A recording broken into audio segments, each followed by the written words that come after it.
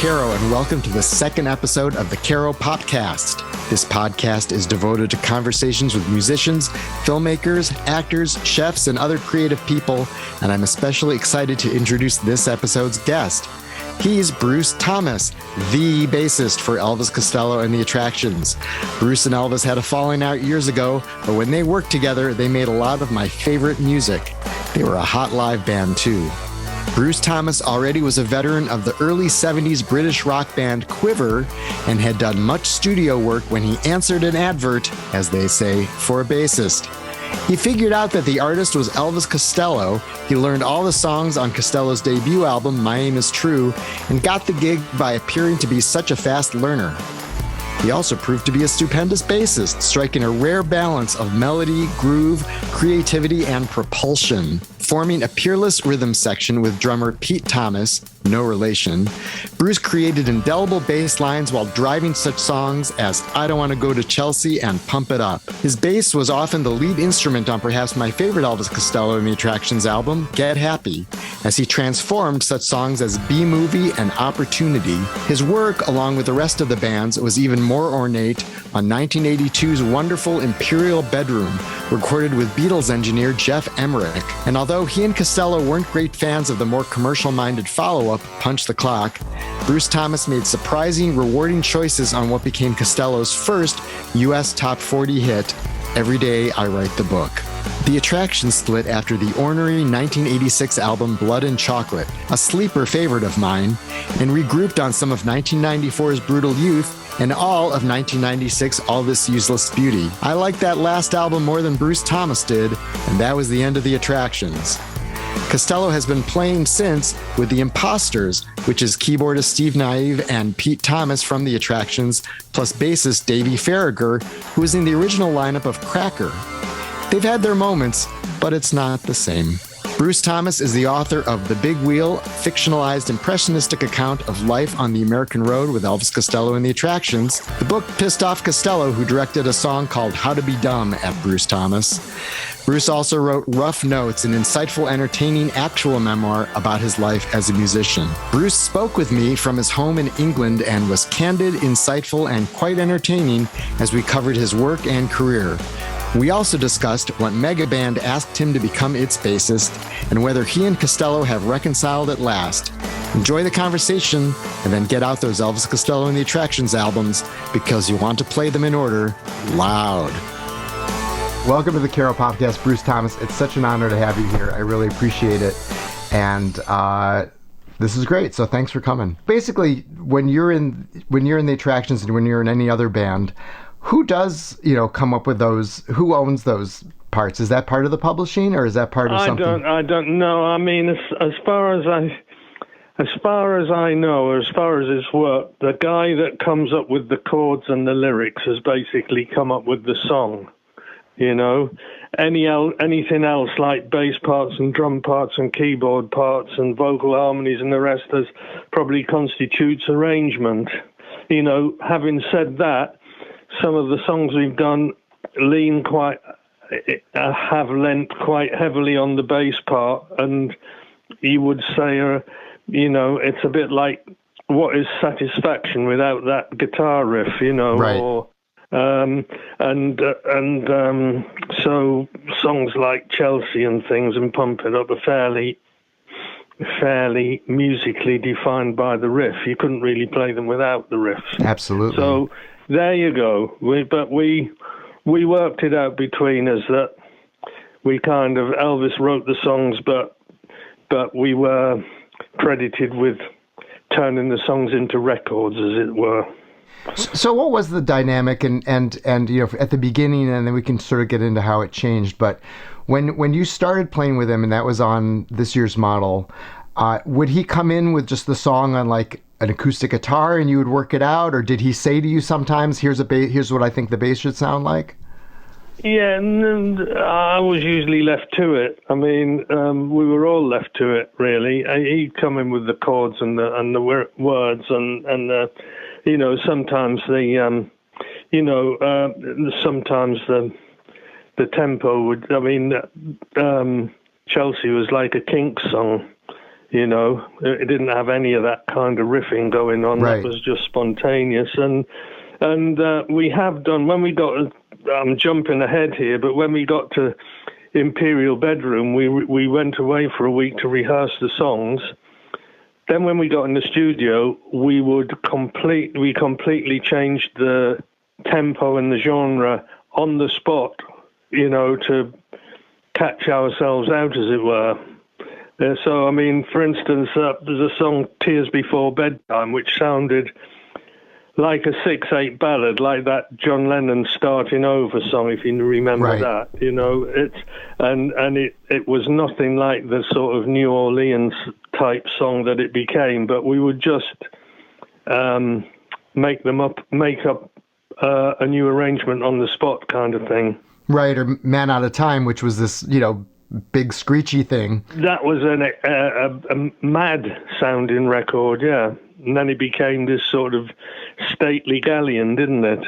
Well, and to keep skipping around, then Every Day I Write the Book, I think you had a more of sort of a Mercy Beat sort of version first. Yeah, we've had, yeah, there's probably two versions of most of the songs kicking around somewhere, if they haven't already been surfaced on re-releases and things. Yeah, a lot of them have. So let's back up for a sec. So you joined the Attractions as responding to an advertisement, but you already had, you know, a pretty distinguished career, and you were a little bit older than the other Attractions, and were more rooted in sort of the earlier 70s rock scene. Yeah. And you're playing football with Pink Floyd, and David Gilmour actually asked you to join Pink Floyd? I was, well, in retrospect, more recently, later on, learned what the dynamics in that band were. Right. Same as dynamics in most bands, they're falling out all the time. But at that time, I don't know if David Gilmour said to me that Roger wanted to be the MC and didn't want to be stuck behind the bass, and he wanted to be more like up front with a megaphone and whatever he did, you know, and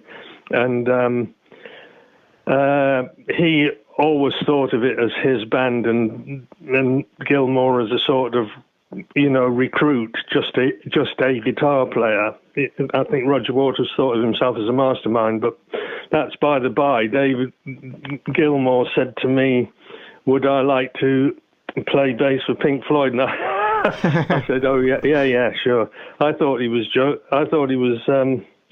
joking, but it turns out, I mean, I know Guy Pratt, and I know that Rick Wright left the band and went back into the band and on wages. So I thought at one time I'd turned down the offer of a fleet of Ferraris like Nick Mason has, but I reckon I'd have probably been just on a good salary or something and not a full member of the band, because I think that's how they were working it even then. So I've resigned myself to the fact that I would have been fired anyway. At what point did they ask you that? That was in about 74. So after Dark Side of the Moon, before Wish You Were Here. Yeah. Wow. Yeah, exactly. Yeah. I bet the songs would have gone a little faster if you'd been their bass player. Well, I think I might have had to fit in with them. I mean, I wasn't that... Remember, I was playing country rock at the time with Quiver. You know, it was pre-Attractions, and Quiver and Pink Floyd had the same manager. And so we ended up supporting them on many gigs. I've seen Pink Floyd be, you know, dozens of times. And so... It wasn't that ridiculous an idea, really, that he asked me to join. But anyway, right. I mean, actually, several of the members of Quiver ended up playing with Pink Floyd. I mean, Tim Renwick, Dick Perry, Willie Wilson. You know, all of them at some point. Yeah. Well, they're all from Cambridge. The Quiver boys, apart from me, and are all from Cambridge, like same Humble Pie, were, and Jerry Shirley and Steve Marriott and Rick Wills and those guys were all Cambridge boys. I think it's funny that you were almost disqualified from joining the Attractions because your favorite band was Steely Dan. Steely Dan, yeah. I think it's really funny that Elvis ended up supporting Steely Dan a couple of years ago. Oh, right. Yeah, doing a tour with them. I'll come around. Turns out that my taste wasn't that bad, because I can't think of many bands who have topped Steely Dan for quality of album releases and consistency of songwriting and playing. Absolutely. Although really, after the first tranche of albums, they were more Fagen and Becker with Uber Session Men. But even so, their body of work is impeccable. When you were starting out, were your heroes? Because I think of you as a very melodic bass player, yet you also sort of push the songs forward, and then you also have this just great sense of groove, and those are hard things to mix. Yeah. And I've seen you cite like Duck Dunn, James Jamerson, and McCartney. Were those and John Entwistle? Oh, yeah. Right. Yeah, and I guess. You've basically answered your question there, because, you can see, I know that Duck Dunn was a groove monster, and Jameson was great for syncopation, McCartney was great for melody, John Entwistle, knew how to use the bass as a feature instrument kind of thing and take the lead. So, I would say that quartet should be completed probably by Jaco Pastorius, but I mean, right. He was way ahead of what I was, anything I could contemplate doing. I've looked into him in recent years, and I watched somebody do an analysis of one of his parts, and they did the first bar, the first chord, and what he was doing, and I thought, well, that sums up my entire career, really. It took me 20, 30 years to figure out what he's doing in that one bar. So he's away on his own, that guy. Right. Yeah, no, I was listening to Hajira recently, and it's just like he just takes Joni Mitchell to this other place when he's playing on those records. Yeah. Yeah, but I didn't realise. I actually saw Jaco Pastorius when he was in Wayne Cochran and the CC Riders, which was like a soul show band, and they were on doing cabaret at the hotel we were staying in California in the late 70s, and I was talking to somebody about Wayne Cochran and the CC Riders, and they said, "Oh, you know who that bass player was, don't you?" And I said, "No." I said, "Well, that was Jaco Pastorius in that earlier incarnation." Crikey. Had you noticed the bass playing at that show, or did he just evolve a lot? I didn't. It was just a good soul band, and I didn't realise that. He just fitted in the band. He was like one of James Brown's players, he just sat in with the band. Right. He wasn't like soloing or anything. It's just that later he blossomed somewhat, to say the least, So you already had this whole career with Quiver, and then you're with the Attractions. Was the way the Attractions set up, did that bring out, more of your sort of bass playing, or did that sort of allow your bass playing to blossom in a way that you hadn't? Yeah, well, Elvis very recently said that he considered that he and Pete were the motor of the band, and that Steve Naive and I did the flourishes. And the fact that Elvis didn't want guitar solos in the band, or couldn't play them, or didn't want them, whatever. I often played what a guitar player would do, or even what a horn section would do, or another instrument would do. So I filled in. It worked in the same way as The Who was really a rhythm guitarist with a lead drummer and a lead bass player. Right. I love this quote that you have this quote where you're talking about playing with Jim Keltner, and he says, "Jesus, you step on it, don't you?" And he's referring to how you push the beat, right? Yeah. That's correct. Yeah. Yes. He did say that. I was doing a session with him in with Booker T on keyboards as well. My finest hour, and we were doing this kind of mid-tempo thing, and he said, "Geez, you step on it." Yeah, but it's true. I mean, it was a bit of a kind of standing joke among certain musicians, you know. But I think that's part of what that early energy of those Attractions records. I mean, like, I don't think of you as sort of providing the flourishes. I think of you as part of the motor, or even the accelerator. You know, something like Chelsea. Yeah. Well, it's. I never went off showing off for the sake of it, or just because I could. I mean, I always served the song first, but I mean, something like Lip Service, where somebody would just play a bass part through the bass, I made sure to do a different bass pattern on every line. So if you like, there's a line of vocals and a line of music, but it happens 4 times, but I don't repeat the bass part 4 times. I play a different bass part, you see, each time, like a descending line or a little melodic figure or something else, you know. And I always kind of, I guess, wrote a song within a song. How did it feel to be playing those songs on that album after, you know, everything else that you'd done? Because you're very disdainful of sort of the LA rock, laid back sort of thing, and now you're in the Attractions. Like, how did that feel just being in that group? What, you mean doing the My Aim Is True stuff?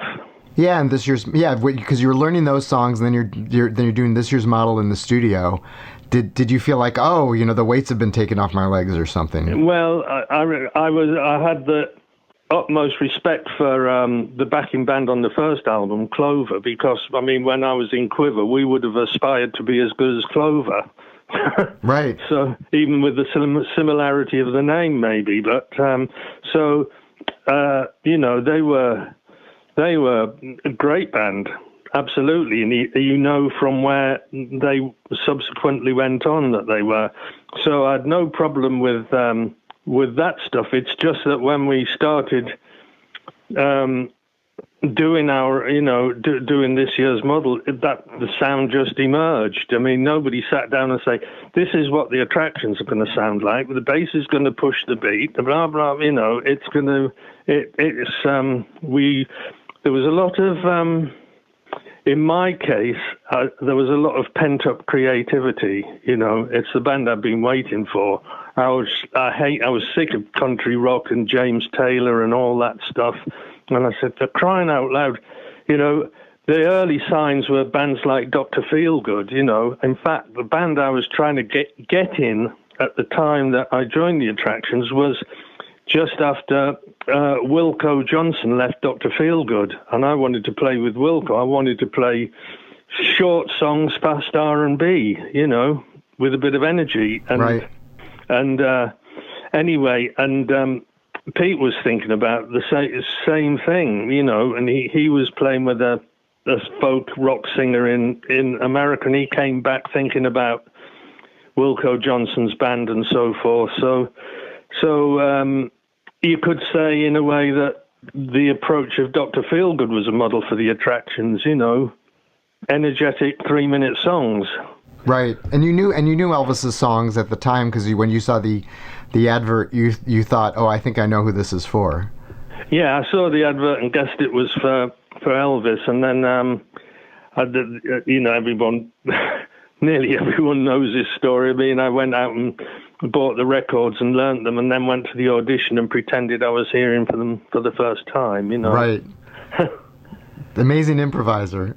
Yeah, amazing. You've got it. You've got the part just right. What did you think of his songs? Well, he's obviously a good songwriter, and it was good. Remember, that was coming on the back of the, you know, all the Genesis stuff and all the prog, right? Yes, and all that. That somebody's writing verse, chorus, chorus out. You know, I thought, and he obviously was a good, obviously was a good songwriter from day one.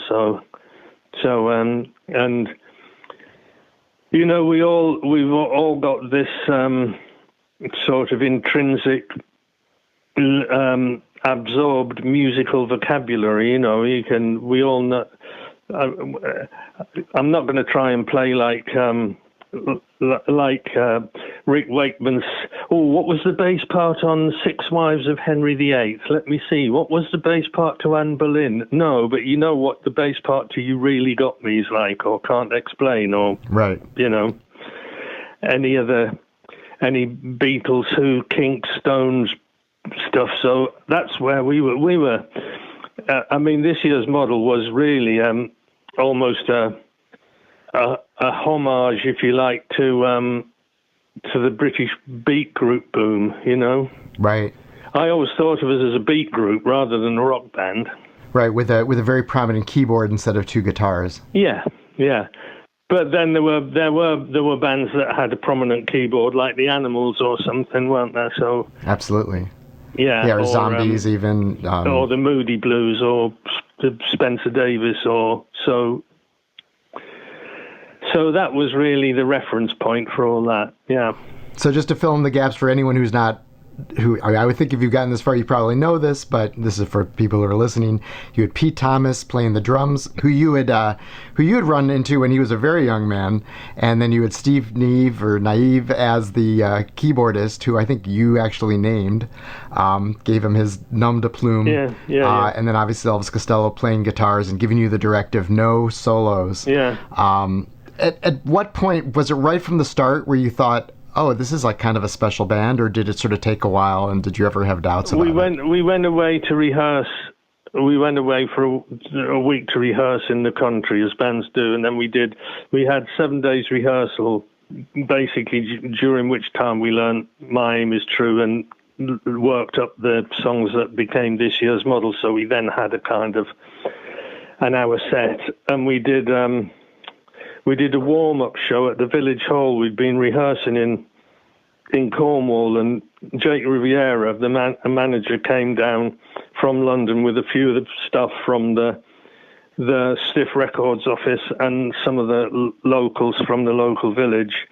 And we did our set, and he said, oh, well, what you've got to do, boys, you've got to walk up to the mic, you've got to do this, you've got to run on, doing Tom Hanks in that... that film, that thing you do, you boys, you've got to run on, do this, wear shades. He said, forget it. He said, it's a world-class band. Right. And that was after a week. That was 1 week, and he said, this is a world-class band. So we knew it was good. You knew it right away. We did our first proper show in Cornwall with a guy called Wayne County, who was since became Jane County, or might have been Jane County at the time. I don't know. That we'll leave him to his gender fluidity. But he said, "What's your band's name? I've never heard of you guys." I said, "No, it's our first gig." He said, "Well, geez, we can't follow that." Literally. So. No, there's no point in being falsely modest. We knew we were good. In your book Rough Notes, which is your memoir, as opposed to The Big Wheel, which is also another book I read, which is sort of a fictionalized version. But in Rough Notes, you have you talk about touring with Blondie at some point, and you're sort of flipping a coin as to who goes first. And you had to go before Blondie, and then just came out with it sounds like just the most aggressive rock and roll set ever, and have. Yeah, well, that was much later. That was much later on in the day. But we that's true. Yeah, they got top billing, so we said, right, we're not doing Allison. We're doing Slipping and a Sliding, Slow Down. It was like the John Lennon rock and roll album. It was every. I would shit kicking, if you can say that, or tub thumping if you want to beat the other one. But you could say shit kicking. It's fine. Well, fine. Well, that's what it was. It was, let's get 'em, boys. Well, there was this aggression to your sound right from the start. I remember getting I don't know if it was the single of Allison or it was one of the singles, and the flip side was the live version of Miracle Man. Right. And so it was you guys doing it instead of the Clover version that's on My Aim Is True. Yeah. And your version just pops off of it just explodes out of the speakers, and you're like, oh, this is the difference. Yeah. I mean, they were, that was... was that a collective attitude you all had? Did that come from Elvis? Was that all of you kind of like, I think it was just, what do they call it? A gestalt, a combined, the whole being more than the sum of the parts, It's kind of because punk has happened. I mean, Sex Pistols are out, not for that long though. And it's not really punk. It's got the energy of punk and the musicality of new wave pop, I suppose, right. However you want to call it, but I wouldn't call it punk, but it's certainly got,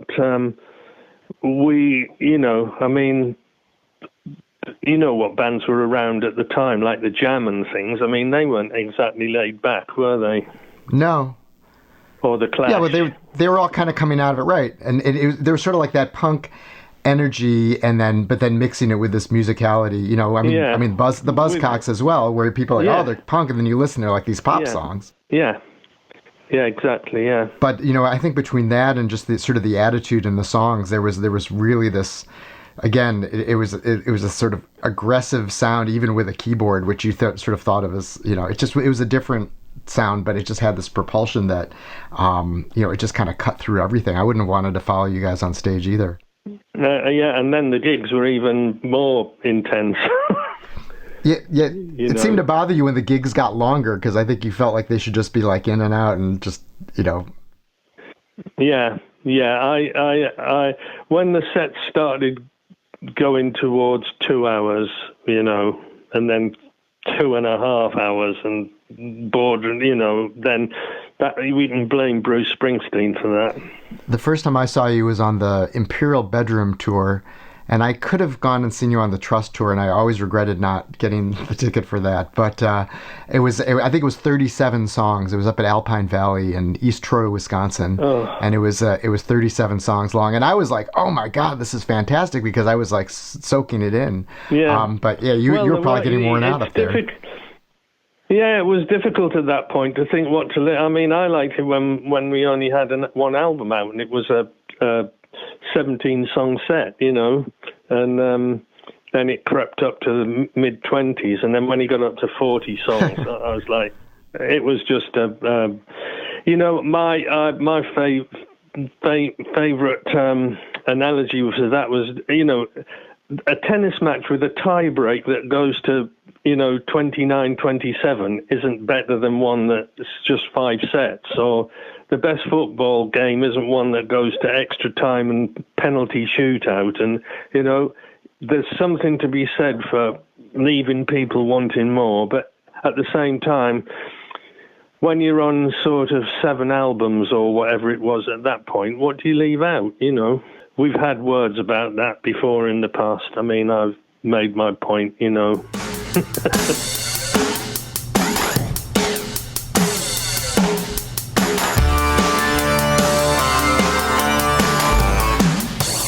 So to go back quickly, and then we'll move forward to this year's model, Pump It Up.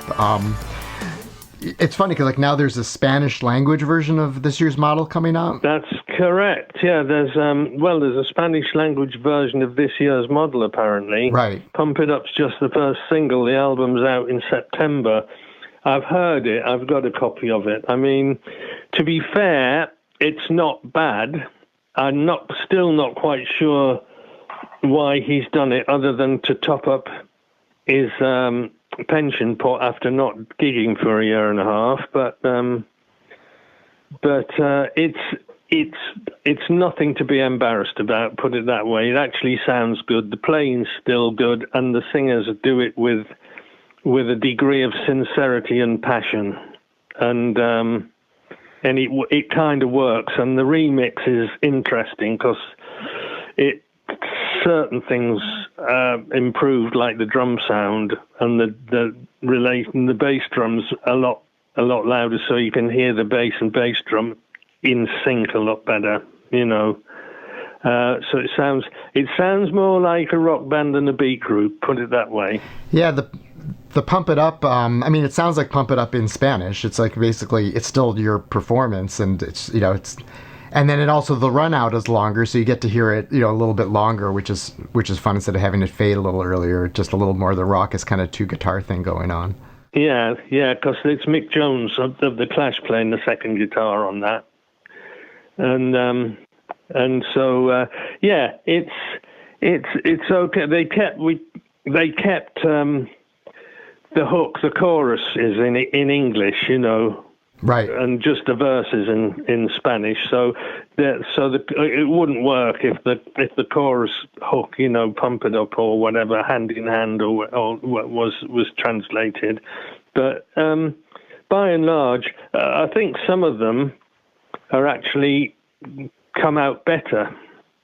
Like Little Triggers, for instance, is one that comes to mind. And also there are, I think, 5 or 6 bonus tracks like Big Tears and Crawl Into the USA and things, so which sound good.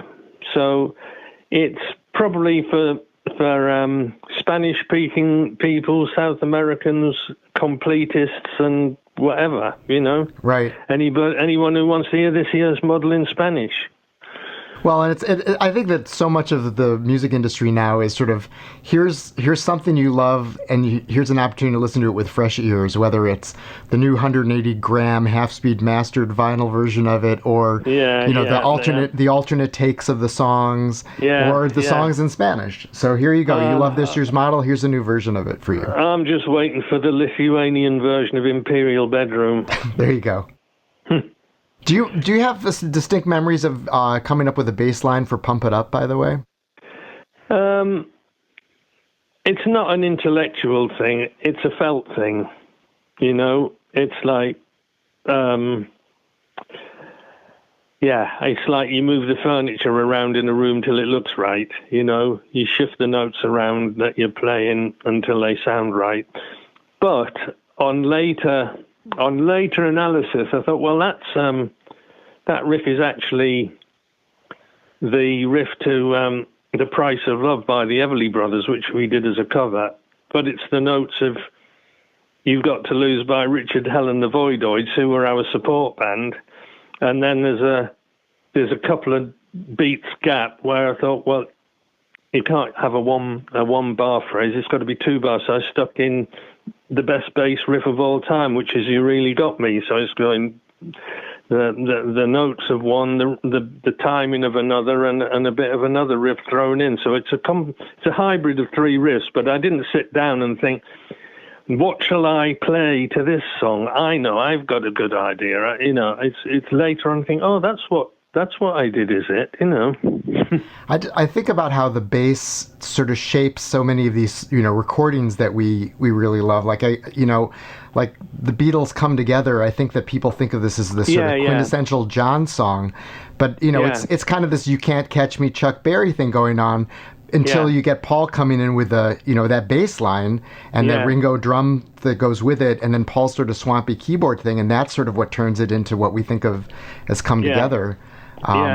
And Pump It Up is also, I mean, like, there was just this thing where, you know, Elvis was reminding everyone, you know, it's like, you know, it's like Subterranean Homesick Blues or something like that. Because Olivia Rodrigo, she has a song and people were saying sounded like Pump It Up. And he's like, look, he was gracious in saying, you know, there's a long history of people borrowing from things. But I would imagine when he came in with Pump It Up, it probably didn't sound like it does once you put that bass and that beat on it. Yeah, well, there are two riffs in Pump. There's the you know dum dum dum dum dum one, and there's the dun dun dun dun dun dun dun dun, which was. He has to be gracious about Olivia Rodriguez lifting that, because that was lifted off the Damned anyway.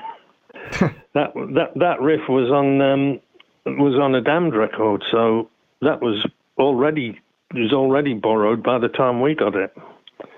So I mean, there is so much. But I mean, like, you could sing "Won't Get Fooled Again" over "Peace, Love, and Understanding" too, but they're still distinct songs. But that da da da, right? Yeah, they're pretty close. Yeah, well, yeah. I mean, exactly. I mean, there's the Who. Half of the Who's songs are the same chord sequence, I think.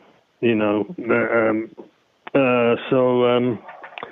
Yeah, it's I call it organic sampling. It's before there were samplers. You just use our ears and copied things, you know. Right. Well, that's what the blues is just that. I mean, it's you know, it's always the same three chords. Not always, but we weren't a lot ever of as the time. obvious. We weren't ever as obvious about borrowing as Led Zeppelin were, for instance. Right. You know. Yeah, they were. They got a little bit naughty at times. I think the one I noticed most at the time was the fade out of Party Girl, reminding me of the end of You Never Give Me Your Money. Oh, that one, yeah. Well, that was a kind of that was deliberate. That was an homage. But it was a deliberate quote. Yeah. That was fun because the Beatles, as a guy who loved the Beatles, I was like, oh, I get that one. Yeah. That was, you know. So I know you've talked about this a lot, but the incident in Columbus, which just briefly was Elvis being drunk and you guys were arguing with Stephen Stills and Bonnie Bramlett and sort of winding them up, and a racial epithet was used and it was made public. How much do you think that incident changed the band's trajectory? Massively. We were due to we were due to play a concert at Shea Stadium, and there'd been 250,000 ticket applications. So we went from that to having to stay out of America for a year and a half. So I would say that was a change of trajectory. Absolutely. Do you think musically that, I mean, obviously you listen to Get Happy, which seems so influenced by Stax and, more, I mean, is that a subliminal thing, a deliberate thing, or would you guys get, because Get Happy is certainly not the commercial, next step up from Armed Forces that you might have expected. No, but it wasn't, let's do our penance kind of thing. It was, in fact, it was a pop record, and we started, as you say, there was two versions of everything. We started recording, and one of the first songs we did was B-Movie, and we were doing it, putting it down. I said, we sound like bloody Blondie, you know? It was, ding, ding, ding, ding, ding, ding, ding, ding. And so we sound like one of our copyist bands, you know? That's, this isn't, we've done that. We've done the beat group, we've done the pop record. Now so we took a different tack. I mean, I went out. I think I just improvised that bass part for B-Movie. Everybody joined in, and that's a first take jam that was used. Right. And it's probably one of the better bass parts that I did, but it was completely made up on the spot. But including the tempo and everything, people just joined in with it, and then we decided we'd go into a more, I guess we call it roots, American roots record, as it were, and soul, funk, jazz, whatever. So at that point, I made up a mixtape of all, because that was my era, the Duck Dunn, Jameson stuff, and so it was going to be a bass-driven album anyway, and Elvis bought everybody a copy of Motown Chartbusters Volume 3, and then we kind of immersed ourselves in that, and then went and did the record. Right, yeah, and then you have Temptation sort of, has a little, that Time Is Tight going in. Time is tight, yeah, and so on, yeah. And, it's very bass forward. I mean, songs like Opportunity or Secondary Modern, the main melodic lines are really, you driving them. Oh, yeah, there's a bit Al Green in there or something, I guess, with the sound of that, nice. Nice. I quite like. It's like an open sound. It's not full. It's just I always think of Al Green with those songs, but then that's just doesn't sound like him. It's just that we're in no rush to get anywhere. I think that was the first of your albums that I heard right when it came out, because I'd just sort of come around. Like I'd sort of made my own musical transition from sort of Supertramp and that sort of thing to like, oh no, this Elvis Costello and the Attractions is more my speed after all. And I remember hearing Get Happy and thinking, oh, it's this sort of like, it's all these really short songs and it's not all this kind of glossy, shimmery stuff. And then I just played it and played it and played it. And I think it's still, if I had to keep just one, it might be that one. I love Get Happy. And eventually I was just like, oh, this is better than Armed Forces. This is better than those other ones. But because there's just some sort of a depth in the song, and there's something about like how each one of those, there are 20 songs and each one just totally sticks. Yeah, it's a good album for sure. Yeah. I'm always pleased when people do covers of my bass parts on YouTube and things, Oh, I really like this bass part, listen to this. And, well, yeah, okay, I will. Do you have a favorite album that you did with the Attractions? I'd say the top three are this year's model, Get Happy and Imperial Bedroom. I would agree with you. I'd say there's a second tier of records with maybe Trust and Armed Forces, and then there's a third tier and a fourth tier and a fifth tier. Okay. What's on your fifth tier? Probably something like Goodbye Cruel World, yeah, and and All This Useless Beauty. Well, we'll get to All This Useless Beauty in a second. This is also skipping ahead. I won't skip ahead. I was going to say something about Blood and Chocolate. I've come around a lot on Blood and Chocolate. I listened to that one much more than I would have thought I listened to. Yeah, that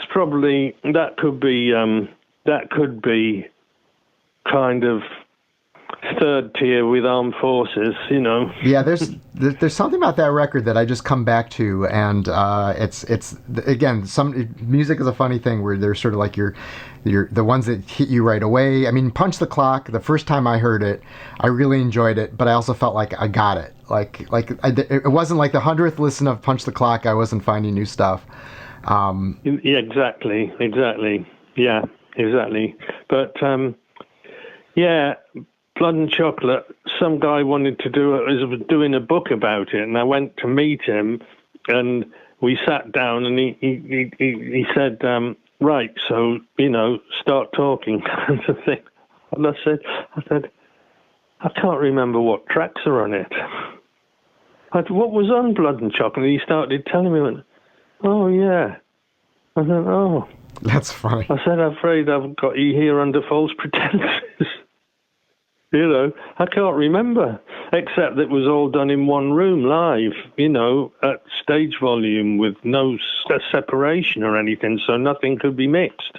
It's the nearest we'd done to a live album. And it was not a particularly happy experience, there was a lot of tension. And I realize I'm bouncing around now, but I remember when Goodbye Cruel World came out and you played on The Tonight Show with Joan Rivers guest hosting and came out and did I Hope You're Happy Now. And I thought, well, this is interesting. They're like not playing anything from the new album that they're promoting. They're playing the song I've never heard. And it was kind of at this sort of watch your step sort of tempo, and then it didn't show up on the next album, which was King of America, but then it did show up on Blood and Chocolate at about twice the speed and aggression, and I'm wondering sort of what happened to get it from that kind of, watch your step sort of thing to this thing that, again, just kind of jumps out of the speakers. Oh, who knows? I mean, there are versions of, there's a slow ballad version of High Fidelity I saw. There's a live gig in Paris where we were obviously still working up songs for Get Happy. It's for this year's model set with some earlier, the earlier part of it has got some Get Happy songs, and there's High Fidelity on there. Right. And it's a slow ballad. It's like Station to Station, like the Bowie thing. It was slow, and there's a slow ballad version of Climb Time Is Over and a sort of Motown version of it and so on. It's like there's 2 or 3 versions of everything. Right, you were talking about the sort of Blondie version of B-Movie, and there, of course, through the magic of YouTube, you can go and find these concerts from like '79 and. Well, you can find some of them, yeah. But there some was of them are. Yeah, there was one that I think he was opening with "I Stand Accused," and I don't know if that's after the incident, but I know B-Movie was on there and it was much faster. High Fidelity was much slower. Yeah. All the choices you made, I thought were right in terms of how you finalized those songs. By the way, but yeah, it all sort of changed. Well, let's talk real quickly about Imperial Bedroom being one of the favorites. When Elvis came in with those songs, did you think immediately, oh, this is going to be a step up as sort of an album, or did that sort of come through the sort of performance and production and whatever happened in the studio? Well, no, that was that we rehearsed all those songs a particular way, and then when we got in the studio, we changed them on the spot. As I said before, I mean, Tears Before Bedtime became this New Orleans thing when it was like a John Lennon ballad, and as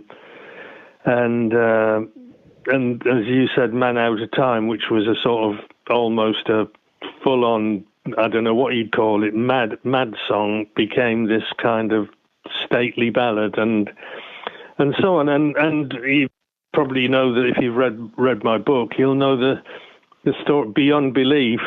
Pete Thomas had a hangover and didn't turn up to the studio, so we recorded it with a click track.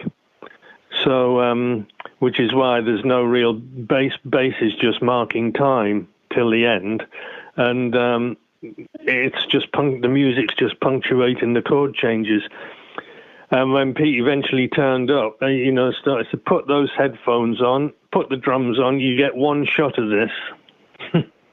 And that's why the drums don't come into they just play fills and tap along until the end when everything comes in for the outro, and so that was a one-off thing,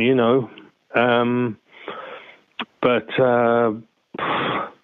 things like I mean. Some of that album was recorded without Elvis in the studio, so with just the attractions. We did a couple of tracks, and then he had to come in and, well, I don't like them, I don't like that, I don't like this, I don't like that, and in the end he used them, but... yeah, I think in the book you said, Boy with a Problem in Pidgin English, you guys worked up the arrangements on your own. That's right, yeah. How different was it working with Jeff Emmerich, who obviously was the engineer on Beatles albums from Revolver on? So you're working with him instead of Nick Lowe. Yeah, well, we're all Beatles fans, aren't we? Everybody is. So it's great to have somebody to have all the anecdotes, about how Sgt. Pepper was recorded and how the bass sound was got and how they used to overdub the bass parts and this, that, and the other, So yeah, we were fans, So when there's something like backwards harpsichord at the end of You Little Fool, is that you guys saying, hey, let's put a little Beatley thing on here, or is that him doing that? Yeah, we were trying to kind of make a reference to some of the things they did, like the telephone sounding voice, on I think that's on You Little Fool as well. There's like the EQ on the voice sounds like it's down the telephone, like Lucy in the Sky with Diamonds or something. Right. There's little references, but I mean, George Martin was around as well because it was his studio, Air London. So Steve Naive wrote some arrangements, didn't he, for And in Every Home and things like that, and Town Crier, I think it was, and right. he had got George Martin to look them over, which was great because he looked at this huge musical score and he just zoned in on one note. He said, "Clarinet can only go one note below what you've written there." And he just knows it looking at the sheet music. He just looked at the score. He said, "A clarinet can't play that note. Its top note is one note below that." That's fantastic. And just having George Martin like looking over your score, I would think that would be pretty heady. That's like Mozart, isn't it? When he heard a score and said, "Oh, I can play that now." He said, "What, after one listen?" Yeah. Did working on that album stretch you as a bassist? I mean, I know you talked about sort of doing different things, like on Shabby Doll, playing an added ninth harmony. Yeah, I tried. I'm playing chords on Shabby Doll, and I used an 8-string bass on Boy with a Problem, and I always tried not just to do a bass part, but the bass part, if you see what I mean. To write the song within it, to make a distinctive difference to the proceedings, rather than just fill in the gaps. So, because it's not the bass parts, it's something else to listen to, as well as the vocal line. Yeah. The bass line. I try not to clash. I try and work with the vocal line to create its counterpoint. I suppose that's what they call it, isn't it? Right. And it's not obvious. It's like you're playing it in a way that only, like, no other bass player would be playing the parts that you're playing. No. But I mean, you could say that for any good bass player, really.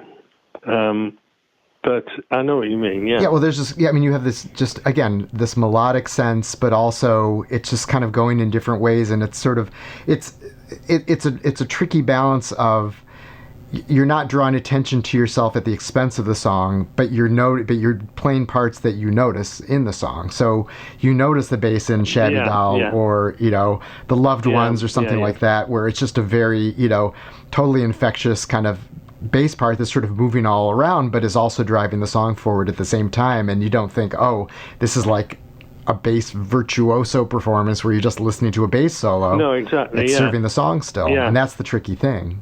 That's the thing. That was always the plan. So I guess it's worked sometimes. Yeah, that album, that was another album that I just played and played when it came out. Like, I remember it was the summer before I went to college, and it just totally, when I set up my turntable in my first dorm room in college, the first thing I put on was Imperial Bedroom. So the first song I ever heard in college was Beyond Belief, because I'm like, this is and I gave it thought too, like, what's the first album I should play? Oh, it has to be Imperial Bedroom. And I remember it came out and it got these glowing reviews, and New York Times wrote a big piece, and I remember the ads for it had a picture of the cover and it just said "masterpiece?" ? And everybody went, no. I think a lot of people agreed, but then, as you noted in the book, it was critically embraced, but it wasn't really a huge seller particularly. I guess. Well, I kind of wonder if that's sort of another kind of inflection point. I mean, it wasn't really an album full of like these sort of singles. It was just, but it was like if Imperial Bedroom had been this like sort of commercial breakthrough, I wonder if that would have been a different trajectory than what happened, which was that then you did Punch the Clock with Langer Winstanley, and it was more of a conscious effort to like, okay, now we're going to make a commercial record. Yeah. Well, even Blood and Chocolate was a return to sort of commerciality, I guess, an attempt. Sort of. That one doesn't sound as much like it. I mean, Tokyo Storm Warning was the first single, and it was 7 minutes long almost. Yeah. No, I've got a. Yeah, I mean, I don't think Elvis wanted to be a pop star. Put it that way. I don't think he ever wanted it. I don't think he ever wanted that. I think he was quite happy in. I think he always wanted to be an elder statesman. Yeah, it sounded like he was giving it a shot on Punch the Clock, though. Like, that sounded like it was sort of the conscious, okay, here we're going to make our happy, pop record. That was, I mean, he disowned that record as soon as we made it, said it was too glossy and, whatever. And Langer Winstanley were Flavor of the Month at the time, although they were kind of friends of ours as well. So, but, yeah. I like those Madness records, so it's like, I knew them from Madness, so I'm like, oh, okay, but it's... Yeah. And he did write the music of Shipbuilding. He did write the music for Shipbuilding, yeah, which is good, which is one of our better recordings. Yeah, that is on there, isn't it? And that's one of our probably one of our best tracks, with the trumpet and everything. Well, and Every Day I Write the Book, which really was sort of the biggest single you guys have had up at the time. Yeah. It's not a bad record, actually, Punt the Clock. It might be in the sort of third tier, second tier, third. Well, it's interesting because when you listen to Every Day I Write the Book, I mean, the bass playing on there is another one where it's probably not anything that anyone would. What you came up with is a very, kind of distinct part, and you actually and you're pretty modest throughout your book, but also you mentioned that bass player actually wrote this whole thing about Every Day I Write the Book and how they did a transcription and a breakdown of it and everything. But at the time I did it, Dave Robinson, who was Jake Rivera's partner at Stiff Records, was sitting in the studio and he's saying, "There's just something wrong with that bass part. That's not, because they want it to sound like a session guy would do on a normal soul record instead of playing something distinctive, like all the arpeggios at the beginning that's like a little epiphany for me when I worked out what Bach was doing, with inversions and things. He'd not playing roots, playing round the notes using fifths and thirds and stuff, and it's quite bouncy, bright poppy, isn't it? Bouncy and bright, the bass part towards the end and things, but that's what people seem to, over the years, people like. And I thought, well, I'm so glad I don't listen to all these people that know better than I do. Well, and Steve Naif's keyboard part on that also is kind of like sort of bouncing off of the bass. Yeah. It's a very jittery, arrangement on that. The keyboard. A lot of the time, the keyboards are doing something equally inventive and distinctive. I'm not saying it's all me, by any manner of means, but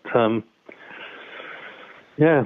So Langer Winstanley, I know that you have said, and people have described the production process as more like sort of recording this track separately instead of you guys playing together as a band. Was that true on Punch the Clock and Goodbye Cruel World, or just more true on Goodbye Cruel World? Because you sound like you sound more like a band on Punch the Clock than you do on Goodbye Cruel World. We never I think we only ever constructed a couple of tracks with them. I think that I've forgotten the blooming name of it now. The Hall and Oates thing. Oh, Only Flame in Town? That's, yeah. The one that Daryl Hall sang with him. There's that one, yeah. That was, I think, there were a couple that were constructed, but everything we've done, we've normally played bass, drums, guitar, keyboard, guide vocal, and then overdubbed or, added a harmony or added an extra part, a guitar part or a keyboard part or something. But I can't think of many songs that were constructed one track at a time. Really can't. Well, it's interesting. If you listen to, on Goodbye Cruel World, a song like The Deportees Club, and then you skip ahead to, like I Hope You're Happy Now or something else from Blood and Chocolate. I mean, one of you sounds like a band going full throttle, and Deportees Club just sounds like you sort of playing with handcuffs on a little bit. Like it just doesn't... that was a miserable record. Nobody wanted to make that record. Nobody was enjoying it. We were all going, I told you the story about, I was just walking around the streets, and Clive Langer came up and said, "What do you think?" And I said, shall we carry on or what? I said, "It's not my call, is it?" Right. So Elvis did his first solo tour before that album came out, and I saw him in Philadelphia, and he played, I think, 6 of the songs that hadn't been released yet on Goodbye Cruel World, and he's playing it all solo, and so very sparse, arrangements. And I thought, oh, it's going to be this really dark, brooding record, and Only Flame in Town was this kind of 6/8 Otis Redding like ballad, and it all sounded like that. And so when I put on the record when it came out, and that blaring bing, the saxophone and the I was like, wait, this is Only Flame in Town? I had no idea that was gonna be the same song. That bloody saxophone. It would have been better if he'd done it as a solo album, to be honest, because then he could have wallowed in his own misery instead of making us all wallow in it. But it was a miserable record, and we all know it's the worst record we did. He put it in the liner notes of I think it was the Ryko disc reissue. It's like, congratulations, this is the worst record we ever made. Right. It's this. I can't think that there's anything on it particularly that, in terms of songs or playing, that I'd want to write home about. Well, let's see. You had Peace in Our Time. I mean, even All This Useless Beauty had that Complicated Shadows on, which wasn't a bad track. Yeah, it's a great track. They cut in a bit of the live show that sounds like Street Fighting Man. Right. I actually, one of the things I love about that is how that record is like this really slow record, and the first 3 songs are these kind of like ballads, and then you have Complicated Shadow, which kind of starts off as a slow thing, and then finally just kind of explodes and cuts to the live thing.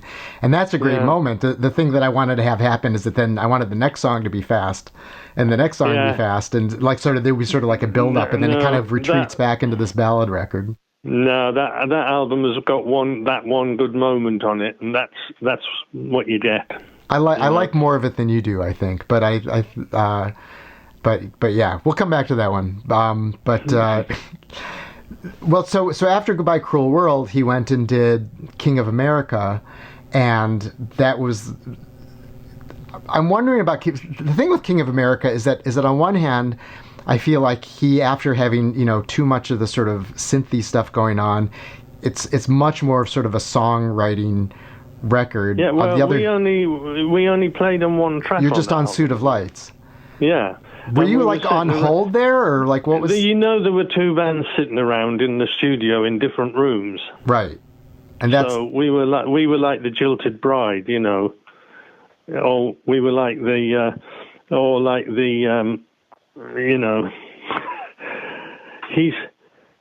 know he's with his mistress, but we can't do anything, like the rejected wife or something. See, what I'm wondering is if he had sort of come to you guys and said, look, I want to do this kind of stripped down rootsy record with like guys who used to play with Elvis Presley, and we're just going to do that, and then I'm going to do an Attraction album afterward, kind of like Neil Young would do his Crazy Horse record and then his other record. If he'd come to you ahead of time and done that, would that have made things better, or was this just at the point where you're like? I don't know, because he didn't know what he wanted at the time. That's at the time when he decided he wasn't Elvis Costello anymore, and he wanted to be Declan again. Declan Patrick Aloysius McManus, because he added the Aloysius, but that was when he was that was when he was a bit confused, I think, about what he wanted to do anyway. We've all, over the years, we've all said, I've had enough of this, and then somebody else has talked one of us round, but he quit more than most. I've had it enough, I'm quitting, and I have to go and get him in the Pete or I, usually me or Pete, will go and say, listen, let's talk it through, kind of thing. But but at that time, his big buddy was T-Bone, and he wanted to go. I think he wanted to go solo. I think he wanted to get rid of us, but he didn't know what to do if he did get rid of us. And then he had 2 bands, and then he had at some point he had the string quartet, and then at another point he just went completely rogue. But he wanted to get rid of us, but he didn't want to say, listen guys, I'm calling it a day, I'll keep him around just in case. But do you feel like, sort of looking back, I mean, he's obviously a totally musically restless soul, and you could hear, you could listen just on Trust, like here's your country song, and here's your piano ballad, and here's your sort of squeeze-like pop song. In Imperial Bedroom too. He's constantly sort of genre hopping, and he wants to do all this different stuff. Do you think, sort of looking back, he could have, if he'd all been sort of clearer of mind and knew what you were doing, could he have said, hey, look, I want to do this kind of record, but then I also still want to come back and do an Attractions record, as opposed to just like getting rid of you, just maybe pausing you or something like that? Yeah, I guess he never gave us musical direction. We left it to us, and we usually intuitively did it right. But if he'd never said, I want to change this, completely kind of thing. I don't know. It's the old what if this and what if that, you can't, it's interesting for people to sit around and speculate, but at the end of the day, what happened, and who knows? Right. But is that what sort of, affected the mood of Blood and Chocolate? Is that at that point you all sort of felt like, well, you just had your affair and now you want to come back home? Yeah, well, it was still fairly tense, but I think he was, it's like a method actor. When he did that song, I Want You, which that psychotic ballad, as I call it, right. It was like, he was so obnoxious, winding everybody up, but I realized later that he wanted everyone to feel really bad and uptight to do that song in the manner in which it should be done, because it's about him wanting to murder somebody, isn't it? Right. So that whole album has that kind of razor's edge to it. And you made it sound like Nick Lowe was sort of less, kind of easygoing than he had been for the first 5 as well. Well, he'd been sidelined for a bit as well, hadn't he? Right. So I think I don't remember him. I've got no memory of him from that record whatsoever. So that's interesting. No anecdote at all. Well, I don't remember what the control room looked like. I can remember standing in the studio playing where everybody was standing, but that's it. I went to the studio every day on my bicycle along the towpath along the river, and rode home in the evening, and yeah. Was the tension between the three of you and Elvis, or was everyone kind of at each other? No, it was always Elvis and the three of us, not everybody against each other. No. I thought it was an interesting observation you made from earlier when you made the Attractions album, Mad About the Wrong Boy, that you felt like it was the wrong move because it made it seem like it was you three were the band, and then there was Elvis, as opposed to the four of you were the band. They never work, those things. And then, of course, exactly what you said. It immediately demotes us, doesn't it? Separates the band out, and then he's the singer and the band then, not a band. No, that was a bad move. I didn't want to do it.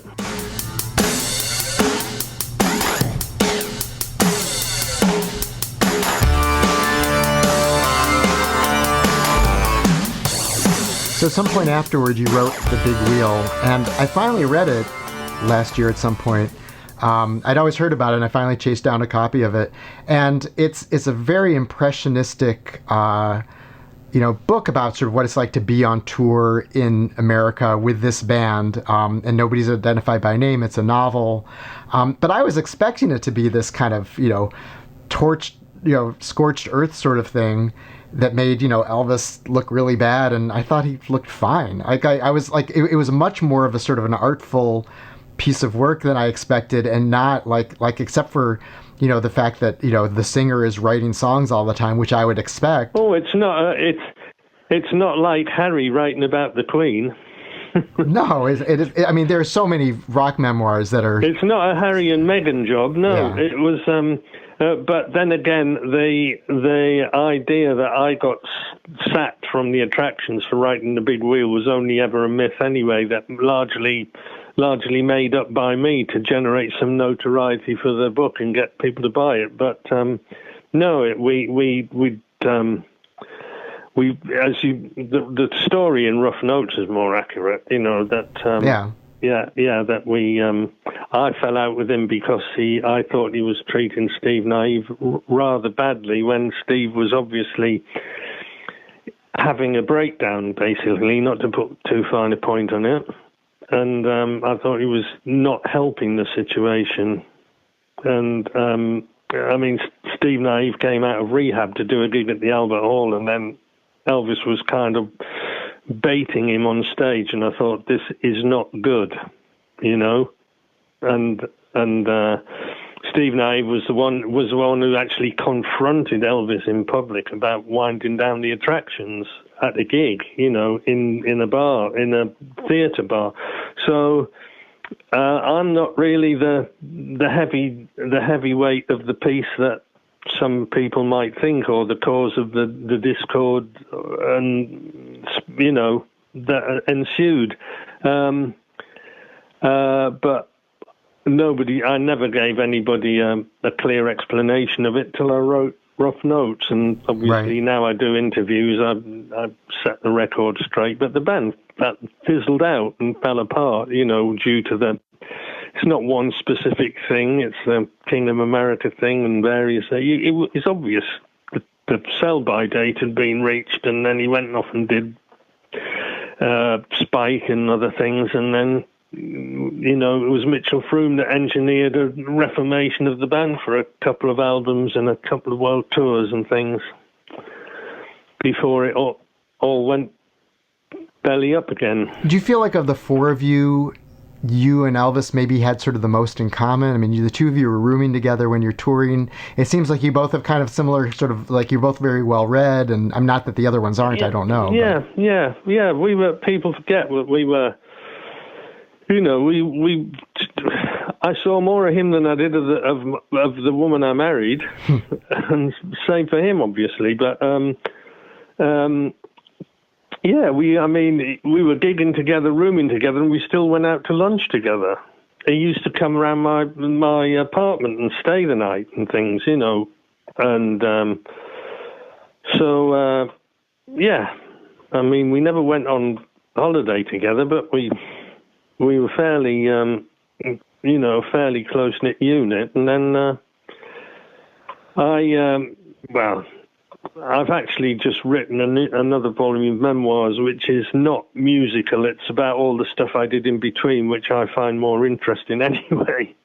You know, all the martial arts stuff. And we haven't even talked about Bruce Lee. Bruce Lee, and that's maybe for another day. But I've written about all that stuff, and I think we got into when Kate Cotter Reid and I'm afraid we got into a bit of a Spinal Tap scenario when she came on the scene, you know, the dreaded Yoko bandwife syndrome. Right. And I think that was what kind of finished things off more than anything. Well, like you write about, like, I mean, on Mighty Like a Rose, he had that song, How to Be Dumb, which you write about as being, you know, like sort of an attack on you. And attack on me, I said, yeah. It's like, as I said at the time, it's like being savaged by Bambi. But I was listening to, I mean, I actually really disliked that album when it came out. There are a few good songs on it, but it's a very fussy record, and the stuff that sounds like it should be played by the Attractions really needs the Attractions. I'm not just saying this because I'm talking to you, but that was the album that really frustrated me. And that album and that song just kind of works up this froth, and I'm like, why? Like, I didn't get it, and I didn't think it was like... It was a very angry song for a fairly innocuous thing.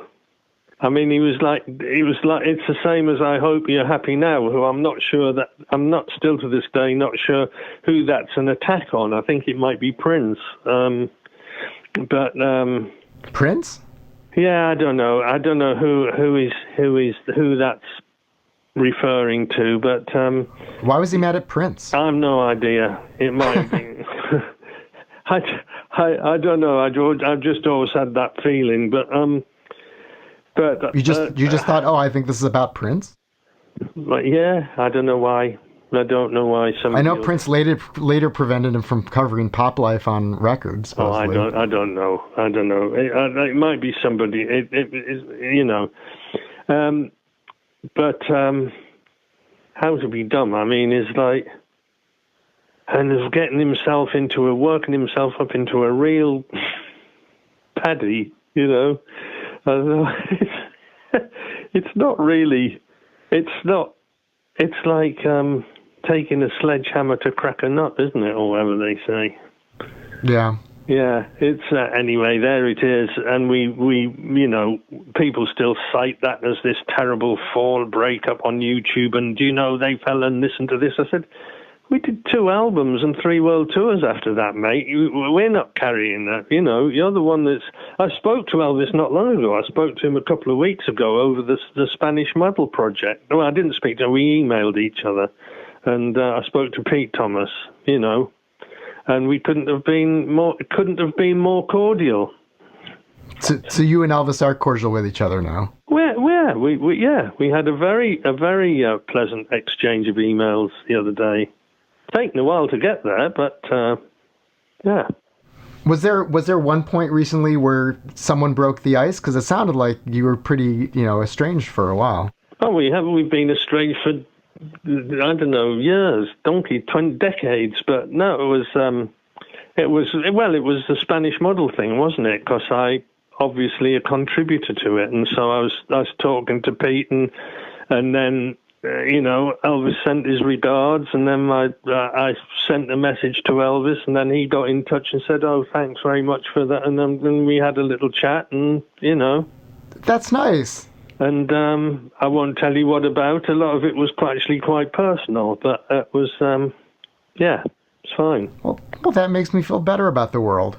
It does. Did it make me feel? It made me. No, it makes me feel better about the world. I hope it made you feel better. Well, the guy was ill. Elvis was ill, wasn't he? A couple of years ago, not long ago. He had to stop a tour because he had an issue. Medical issue, serious one. Cancer. And you, at the age you've got to, and the situation, and I was thinking, well, it's better to get things straightened out now, isn't it? Than say, I wished I'd said it, before I stepped under a bus. Were you in touch with him when he was ill? No, I wasn't, but, we mentioned that. Anyway, so I said, look, it doesn't matter it doesn't really matter. It's only soap opera, It's only soap opera, all of it, that's going on, Well, I think the thing that people, of course, would the thing that people would find relevant would be thinking, will you ever play on stage with them again? I have no idea. I mean, I saw Pete Thomas put a post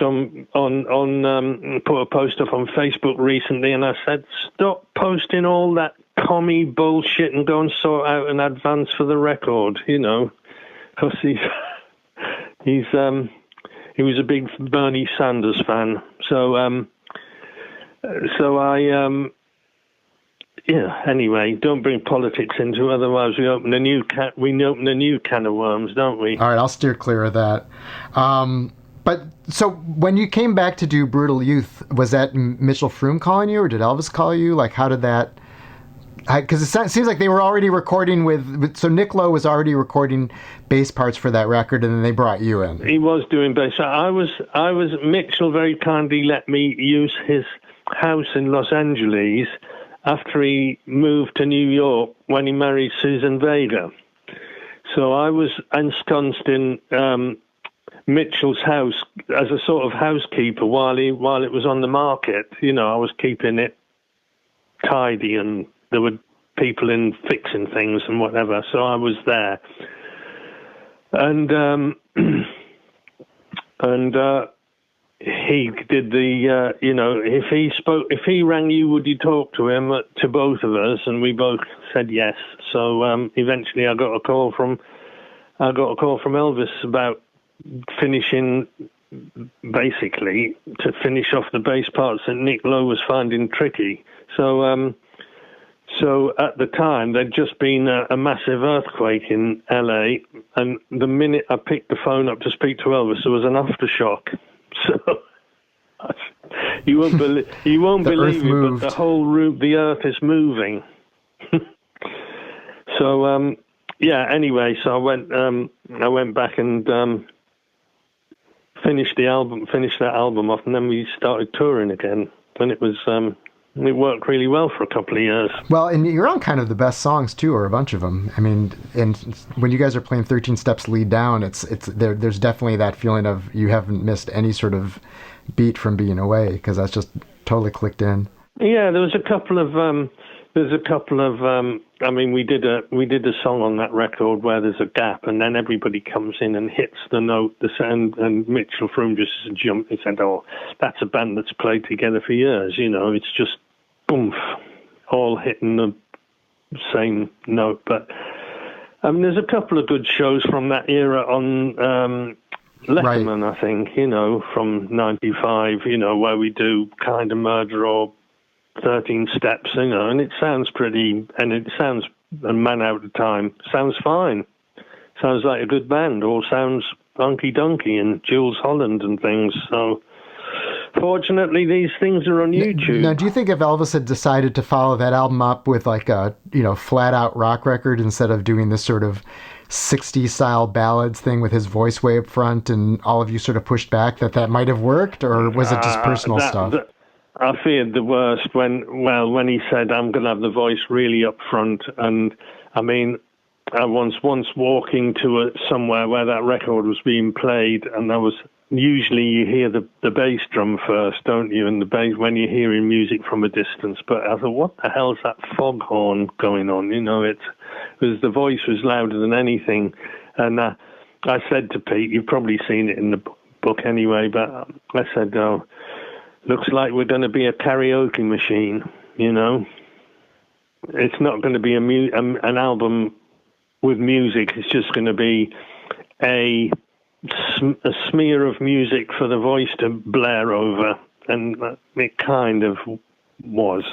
Well, and again, if to play devil's advocate, Elvis is this, restless musical adventurer, and he has in his mind that he wants to do this sort of style of album. If it weren't for the fact that you guys were his band, would there be anything wrong with him wanting to do that sort of album? Like, was it just the wrong fit for the Attractions, or was it just like, no, he just shouldn't have done that record?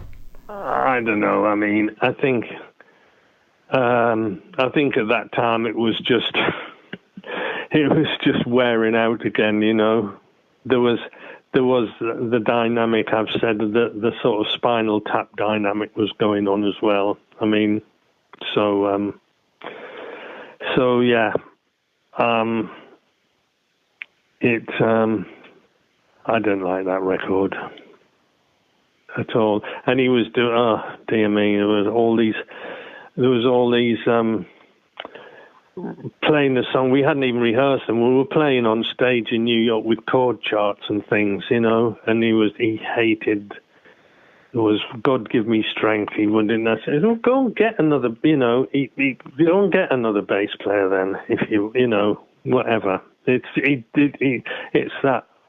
I don't know what I want, but I don't want that kind of sometimes." But he was having these long, fraught email and demo exchanges with Burt Bacharach at the time, and Burt Bacharach sounds more like Elvis and Elvis, for pernicketiness.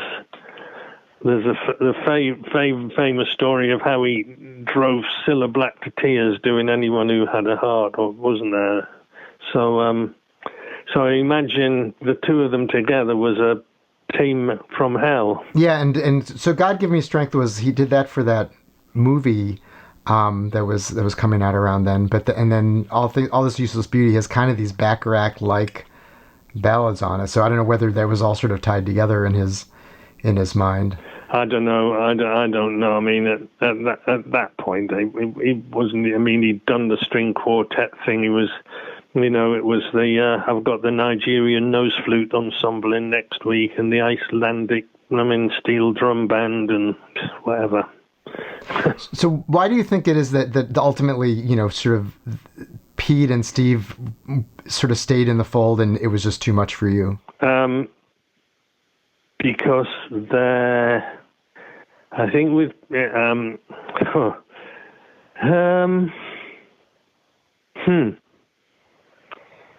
temperament. I mean, it wasn't the final split came when there was a guy in the office who wanted to be Elvis's manager, and we did a tour of so many weeks, and we were getting paid weekly money into our bank accounts over 10 weeks. And at some point, I noticed that the payments weren't going in every 7 days. They were going in every 8-9 days. And that over the course of the 10 weeks, only 9 payments had gone in, which I thought was a little... I never, ever, ever, ever, ever had problems like that with Elvis or Jake. This was a smart ass from the office, right? I pointed it out. I took it to court. I was awarded the extra week that should have been paid, but somebody, either Elvis or this guy, decided to escalate it to another level and got these extremely expensive lawyers to challenge it, and for me to then contest the rightness of the case, which had been decided in my favor, would have cost me about 60 grand. So I was basically the usual, money buys justice thing. So I just had to swallow, give up my claim and pay expenses of about 18 grand. So that's pretty much why I didn't go back. And I said to Pete and Elvis, I said, don't you want to show some solidarity with me over this situation? Yeah, we'll just keep taking the money. If we got done out of a week's money, there'll be more, tours to come and everything. So they weren't concerned of it being a matter of principle. So I haven't told that story before, but that's pretty much. Huh. But I don't blame Elvis. Yeah. He's always been very straight, very honest with money, very fair, very generous, and so on. So it's not his. I know I could name the person, but I'm not going to, because they still might sue. It sounds like it's just a matter of math. Like, if you it was a matter of principle. Yeah. And he decided, to back his minion, and Pete and Steve decided to let it slide. And I thought, no, not me. I'm just like that. I hate anything like that. So it's happened to me before. And I found out about one not long ago, about a band I was in where the guy had done a side deal with a record company and made enough money to buy a house without telling the rest of the band. Wow. Only just last year I found out about that, So, yeah. So many bands get screwed up with these money legal deals, and from Alan Klein on. Alan Klein. I was talking about him exactly yesterday. Badfinger. I was talking about it to somebody today. Mike Jeffries and Jimi Hendrix and T-Rex, and we did okay with Elvis. We never had a contract with him or the record company. It was all done on a handshake, and he never he never dishonored the handshake or the deal we had with him, and neither Jake Riviera. It was somebody else being a smartass who actually, I think, had ambitions to become Elvis's manager. But there you go. Well, he's gone now too.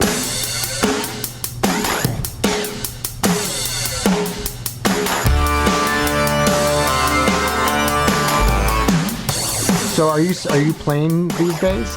I do bits and bobs. Yeah, I do. I do sessions for friends. Really, there's no money to be made in music since Daniel Ek founded Spotify and stole everything. Right. So the whole streaming model is not working. It's only out a labor of. for It's creatives. only going to be a labor of love. I don't know what's going to happen with Spanish model. We do get some. You know what Spotify royalties are like. Their streaming royalties are notorious for being bad. So I don't know what will happen with Spanish model. Whether somebody will say, we want you to do a concert, we want to get the attractions back together in Rio and Buenos Aires, and what do you think? I'm not holding my breath. Would you do it? Would I do it? Well, I think that's best not answered hypothetically. I will see what I will. If it ever came to that, we'll see. Well, keep me posted. Keep us posted. I mean, that's just it. Yeah. I mean, I saw Elvis and the Imposters doing, their Imperial Bedroom sort of tour. I mean, they didn't play the album in a row, but played, I think they played everything but Boy with a Problem, and it just was, missing one key element from, like no offense to Davy Farragher, but it just was not the same thing. No, of course it won't be. No, I mean, even Pete said it's some. I mean, I probably shouldn't say this, but even Pete said he gets embarrassed sometimes. Playing some, like Human Hands or something, goes, well, it's actually a bit embarrassing. But there you go. If he wants a quiet life, he's got it. Well, I'm glad you're still playing. And do you listen to Elvis's music, or do you kind of stay away from it? No, I don't listen. I mean, if somebody, people post things online, I listen to, if somebody posts something and says, I like this, or so, I'll listen to an old track. I don't listen to any of the new stuff. But I have a funny thing about listening to music. I tend to, if somebody puts something up on Facebook or somebody puts a link to something, I'll end up, watching something that I hadn't planned to watch. I mean, I ended up watching the Go-Go's the other day, We Got the Beat, and then sitting down and playing along with that, or the Bangles, or something, I actually contacted Kathy Valentine of the Go-Go's, and she was the next one I'm talking to. Right. Good bass line.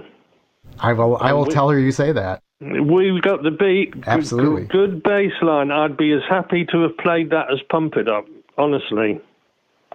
So you can tell her, and she's written a good book as well, hasn't she? She has. I read it. It is very good. Yeah. Good band. I mean, I discover a lot of this stuff after the event, that I didn't realize at the time. Yeah, and she was a guitarist and sort of learned all of their songs on the fly to try out as their bass player. Yeah. They're good band, and because I voted them into the Rock and Roll Hall of Fame when everyone was voted for them. I don't know if they got in the end. They did. Yeah, this fall. Oh well, there you go. I voted. Tell her I voted for them. I will. I didn't vote. Well, I didn't vote for Dionne Warwick, because she didn't really write the songs or play anything. She's a good singer, but and not really rock and roll. No, I mean, not to be snobby about it, but it's Rock and Roll Hall of Fame. Yeah, that was, and I didn't vote for many people. I think it was her and the Go-Go's and Tina Turner and someone else. I think they were all women though. No Todd Rundgren for you? Probably Carole King, because she's got a pretty good. What's the word? Not inventory or whatever, CV, resume. Yeah, absolutely. Yeah. Over the spanning decades. Yeah. So, good. Well, thank you so much. This has been fantastic, and I'm glad you were able to make this work, and it's just like it's a real privilege for me to get to talk to you, because I mean, I really I think if I look back on, I was Beatles, and then I was Elvis Costello and the Attractions, and those are like the two that I've listened to the most of anything pretty easily. Well, that's good. My three are the Beatles, ABBA, and Steely Dan. I've listened to a lot of Steely Dan also. Where are you on sort of the post-breakup records? And do you think they're still Steely Dan if Walter Becker's not with them? I've seen a couple of the gigs without Walter Becker, and guitar playing wise, that John Harrington, who's been with them a long time, is a good player.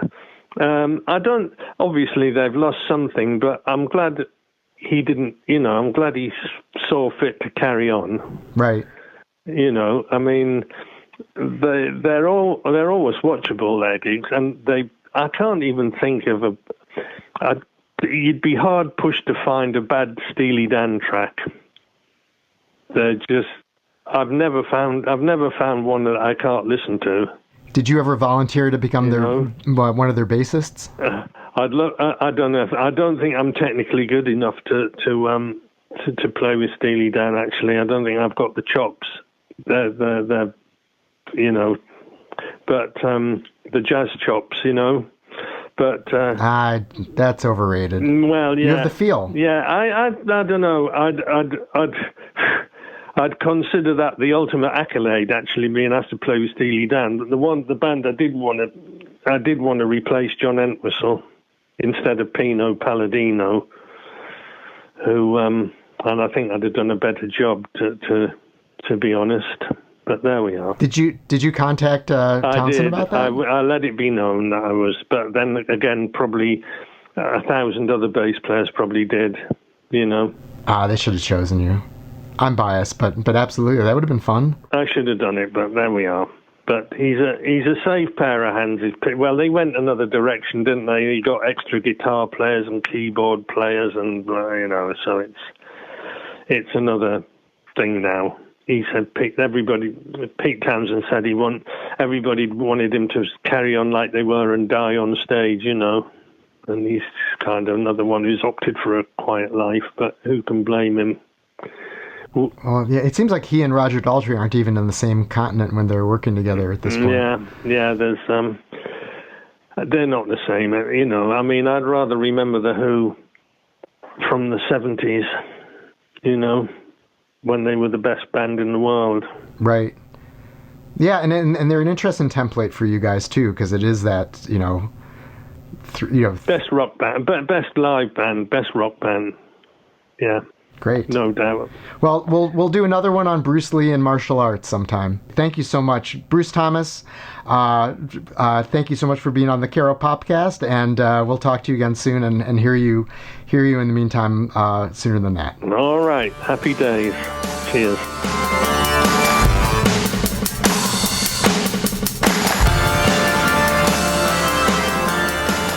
That wraps up episode 2 of the Caro Popcast. Thanks so much to Bruce Thomas, whose memoir, Rough Notes, can be bought as a trade paperback and on Kindle via Amazon. Go to Bruce's website, brucethomas.co.uk, to learn more about his music and career, as well as books he's written about martial artist Bruce Lee and British boxer Tyson Fury. The next Caro Popcast guest will be another bassist, Kathy Valentine of the Go-Go's. Bruce Thomas told me he loves her playing and gave the Go-Go's his vote for the Rock and Roll Hall of Fame. She's a fan of his as well. She'll talk about her rocket ride with the Go-Go's, her songwriting on such hits as Vacation and Head Over Heels, and her deep dive of a memoir, All I Ever Wanted. Thanks to Lou Carlozo, the producer-engineer behind the Caro Pop theme and this particular interview. For production, engineering, and arranging work, check out Karma Productions Worldwide. It's Karma with a C. And email Lou at quoted.com. LOU@QWOTED.com. Thank you to Marty Rosenbaum, master web developer, and excellent human being. The Caro Popcast was produced by the incomparable Chris Swake, who could never be a temperamental rock star because he gets along with everyone. I'm Mark Caro. Please follow me on Twitter at Mark Caro, at MarkCaro, and visit our website, caropop.com, for lively arts and cultural conversation and more about my writing and the Caro Popcast. Thanks so much.